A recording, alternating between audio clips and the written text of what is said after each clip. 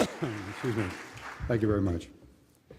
Mr. President and fellow citizens of New York, the facts with which I shall deal this evening are mainly old and familiar, nor is there anything new in the general use I shall make of them.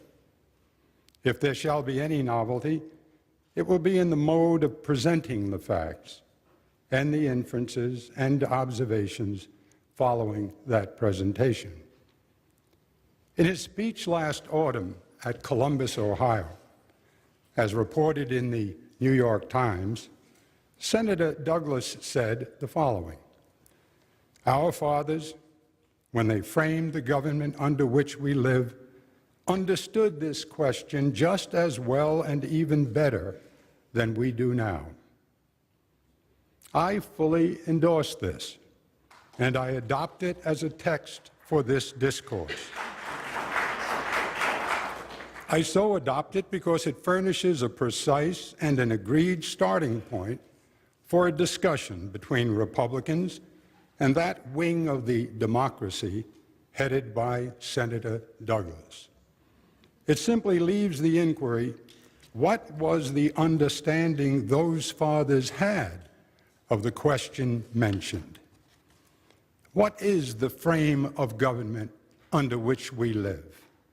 The answer must be the Constitution of the United States. That Constitution consists of the original, framed in 1787, and under which the present government first went into operation, and 12 subsequently framed amendments, the first 10 of which were framed in 1789. Who were our fathers that framed the Constitution? I suppose the 39 who signed the original instrument may fairly be called our fathers who framed that part of the present government. It is almost exactly true to say that they framed it, and it is altogether true to say they fairly represented the opinion and sentiment of the whole nation at that time. Their names, being familiar to nearly all and accessible to quite all, need not now be repeated. I take these 39 for the present as being our fathers who framed the government under which we live. What is the question which, according to the text, those fathers understood just as well and even better than we do now? It is this: does the proper division of local from federal authority or anything in the Constitution forbid our federal government to control as to slavery in our federal territories? Now, upon this, Senator Douglas holds the affirmative and Republicans the negative. This affirmation and denial form an issue, and this issue, this question, is precisely what the text declares our fathers understood better than we. Let us now inquire whether the 39 or any of them ever acted upon this question, and if they did, how they acted upon it, how they expressed that better understanding. In 1784, 3 years before the Constitution, the United States, then owning the Northwestern Territory and no other, the Congress of the Confederation had before them the question of prohibiting slavery in that territory.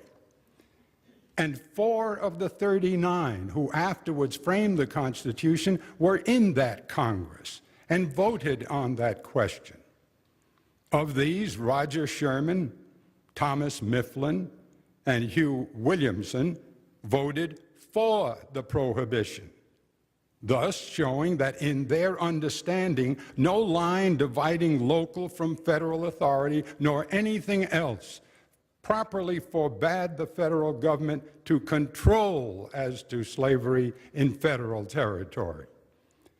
The other of the 4, James McHenry, voted against the prohibition, showing that for some cause he thought it improper to vote for it. In 1787, still now before the Constitution, but while the convention was in session framing it, and while the Northwestern Territory still was the only territory owned by the United States, the same question of prohibiting slavery in the territory again came before the Congress of the Confederation. And two more of the 39 who afterward signed the Constitution were in that Congress and voted on that question. They were William Blount and William Few, and they both voted for the prohibition, thus showing that in their understanding, no line dividing local from federal authority, nor anything else, properly forbids the federal government to control as to slavery in federal territory. This time the prohibition became a law, being part of what is now well known as the Ordinance of '87. The question of federal control of slavery in the territories seems not to have been directly before the convention which framed the original Constitution, and hence it is not recorded that the 39 or any of them, while engaged on that instrument, expressed any opinion on that precise question. In 1789, by the first Congress which sat under the Constitution, an act was passed to enforce the Ordinance of '87. The bill for this act was reported by one of the 39, Thomas Fitzsimmons, then a member of the House of Representatives from Pennsylvania. It went through all its stages without a word of opposition and finally passed both branches without yeas and nays, which is equivalent to a unanimous passage. In this Congress, there were 16 of the 39 fathers who framed the original Constitution.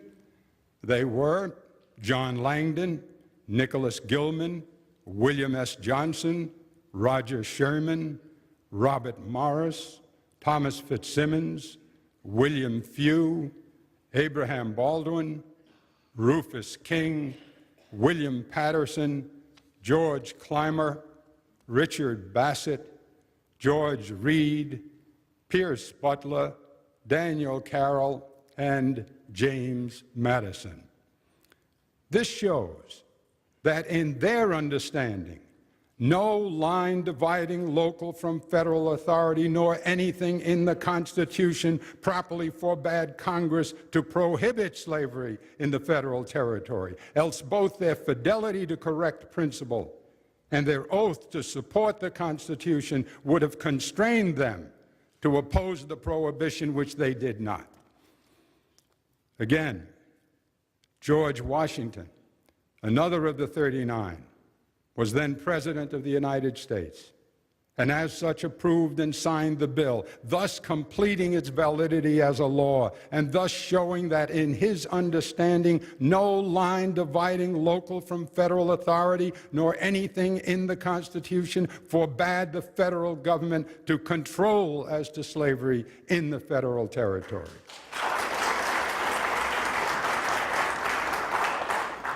No great while after the adoption of the original Constitution, North Carolina ceded to the federal government the country now constituting the state of Tennessee. And a few years later, Georgia ceded that which now constitutes the states of Mississippi and Alabama. In both deeds of cession, it was made a condition by the ceding states that the federal government should not prohibit slavery in the ceded territory. Besides this, slavery was then actually in the ceded territory. Under these circumstances, Congress, on taking charge of these countries, did not absolutely prohibit slavery, but they did interfere with it, take control of it, even there to a certain extent. In 1798, Congress organized the territory of Mississippi.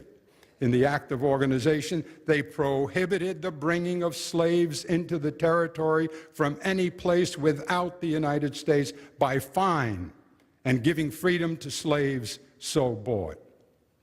This act passed both branches of Congress without yeas and nays. In that Congress were 3 of the 39 who framed the original Constitution. They were John Langdon, George Reed, and Abraham Baldwin. They all probably voted for it. Certainly, they would have placed their opposition to it upon record if, in their understanding, any line dividing local from federal territory or anything in the Constitution properly forbade the federal government to control as to slavery in federal territory.